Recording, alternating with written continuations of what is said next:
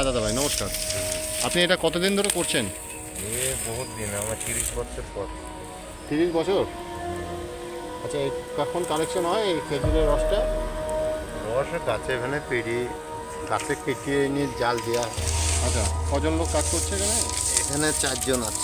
4 জন। আর কালেকশনের লোক আলাদা আছে? গুড় বেচার লোক, হকার আছে, হকার দোকানদার আছে। সব দিয়ে যায়। আচ্ছা আচ্ছা। এখানে কি কি গুড় তৈরি হচ্ছে? লোলেন মাল তৈরি হয়, একটা বিশাল ছোট পাটালি তৈরি হয়, আচ্ছা, স্পেশাল। বিশাল। আচ্ছা, মানে আপনার এখানে পাইকারিরা এসে নিয়ে যায়, পাইকাররা এসে নিয়ে যায় তাই তো? হ্যাঁ হ্যাঁ। আচ্ছা, কীরকম কতটা প্রোডাকশন হচ্ছে মোটামুটি আপনার? কত কেজি? প্রোডাকশন বেচা কেনার ওপরে মানে নির্ভর। তাও কীরকম এবার এবার ঠান্ডাতে এবার কি মালের প্রোডাকশন ভালো হচ্ছে? হ্যাঁ, খারাপ হচ্ছে না, ভালো খারাপ হচ্ছে না, মানে এই টোটাল এরিয়া থেকে আপনার কালেকশনটা হয় ইয়েটা রসটা তাই তো? খরিদ্দার আসে, ভালো ভালো কাস্টমার। আচ্ছা, এখানে ডাইরেক্ট আসে তাই তো? হ্যাঁ, ডাইরেক্ট সব আসে।